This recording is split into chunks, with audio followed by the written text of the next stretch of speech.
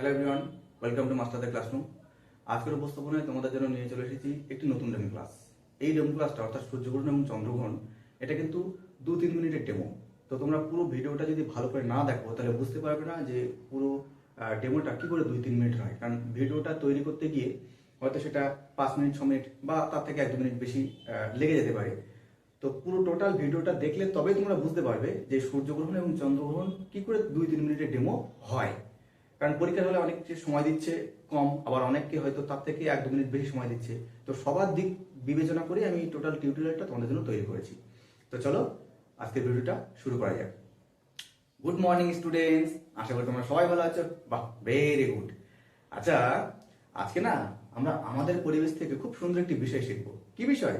আজকে শিখবো আমরা সূর্যগ্রহণ এবং চন্দ্রগ্রহণ সম্পর্কে। দেখবে আমাদের বাড়িতে মা বাবারা অনেক সময় আমাদের এরকম বলে, এই আজকে চন্দ্রগ্রহণ, আজকে কিছু খাওয়া যাবে না, এখন সূর্যগ্রহণ হয়েছে, এখন কিছু খেও না, বলে না? তোমাদের জানতে ইচ্ছা করে না এই সূর্যগ্রহণ এই চন্দ্রগ্রহণ কিভাবে হয়? করে তো? দেখো, আমি একটা সূর্য আঁকছি। এই যে আঁকলাম সূর্য। এই যে সূর্য, সূর্য আমাদের কি দেয় গো? কিরণ দেয়। তার ফলে কি হয়? আমাদের পৃথিবীতে দিন হয়। আর এই সূর্যের চারিদিকে কে ঘোরে? আলতামাস বলো। ঠিক বলেছো, পৃথিবী ঘোরে সূর্যের চারিদিকে। আর এই পৃথিবীর চারিদিকে কে ঘোরে গো? এই পৃথিবীর চারিদিকে ঘোরে চাঁদ, তাই না? দেখো, এই সূর্যগ্রহণ বুঝতে গেলে আগে আমাদের বুঝতে হবে গ্রহণ কাকে বলে। গ্রহণ কি? যখন একটা বস্তু আর একটা বস্তুকে পুরোপুরি বা আংশিকভাবে ঢেকে ফেলে বা আবৃত করে ফেলে, তখন আমরা তাকে কি বলি জানো? তখন আমরা তাকে গ্রহণ বলি। এই যে মনে করো সূর্যে গেছি, আমি এই সূর্যকে আমি সূর্যের সামনে দাঁড়িয়ে গেলাম, তাহলে সূর্যটা কি দেখা যাচ্ছে? যাচ্ছে না তো। তাহলে আমার কারণে দেখা যাচ্ছে না, অর্থাৎ সূর্যের কি হলো জানো? সূর্যের গ্রহণ হলো। এরকম সূর্যকে যখন চাঁদ ঢেকে দেয় তখন একইভাবে সূর্যগ্রহণ হয়। সেটাই আমরা এখন দেখবো। দেখো, সূর্য, চাঁদ আর পৃথিবী যখন এরকম একই সরল রেখায় অবস্থান করে তখন কি হয় বলতো?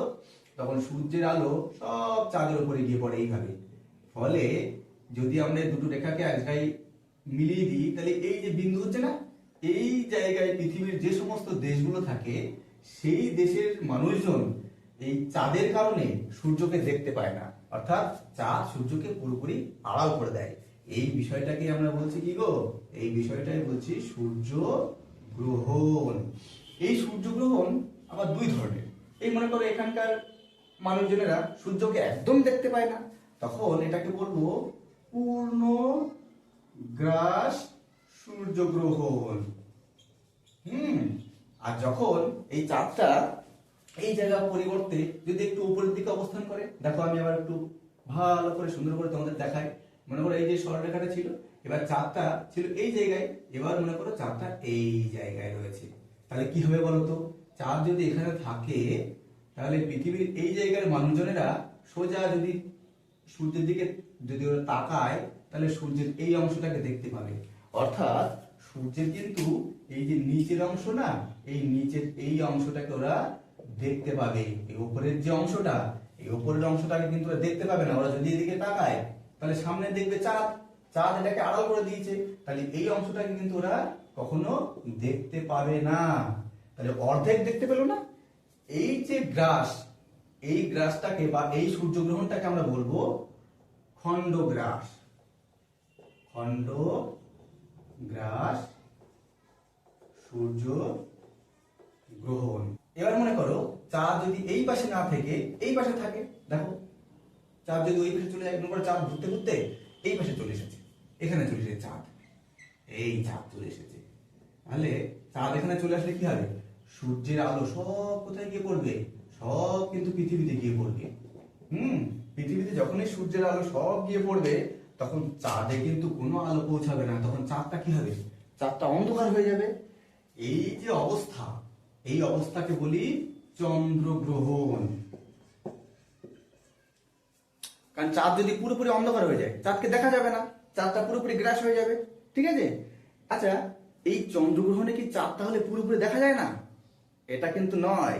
চন্দ্রগ্রহণে চাঁদকে কিন্তু কিছুটা হলেও দেখা যায়, অর্থাৎ সূর্যের আলো যখন পৃথিবীতে এসে পড়ে তখন পৃথিবী থেকে লাল রঙের আলো বিচ্ছুরিত হয়ে কিছুটা চাঁদে গিয়ে পড়ে। ফলে চাঁদকে ওই সময় কেমন দেখি জানো?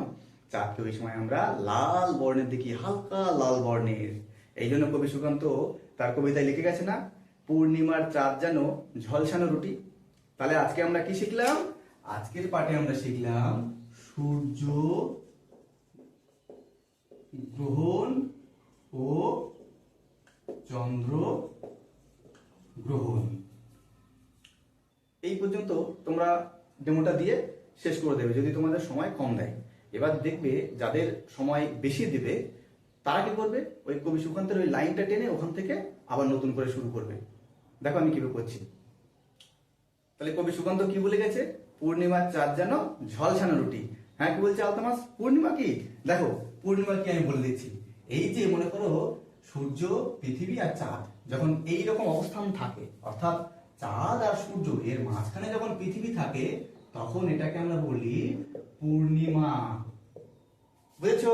এবার মনে করো চাঁদটা ঘুরতে ঘুরতে না, চাঁদ যখন ঘুরতে ঘুরতে ঘুরতে ঘুরতে ঘুরতে ঘুরতে চাঁদটা এই জায়গায় চলে আসলো। তাহলে চাঁদ যদি এই জায়গায় চলে আসে, তখন এই অবস্থাটাকে আমরা কি বলবো জানো? অর্থাৎ সূর্য আর পৃথিবী এর মাঝখানে যখন চাঁদ চলে আসবে, তখন এটাকে আমরা বলবো অমাবস্যা।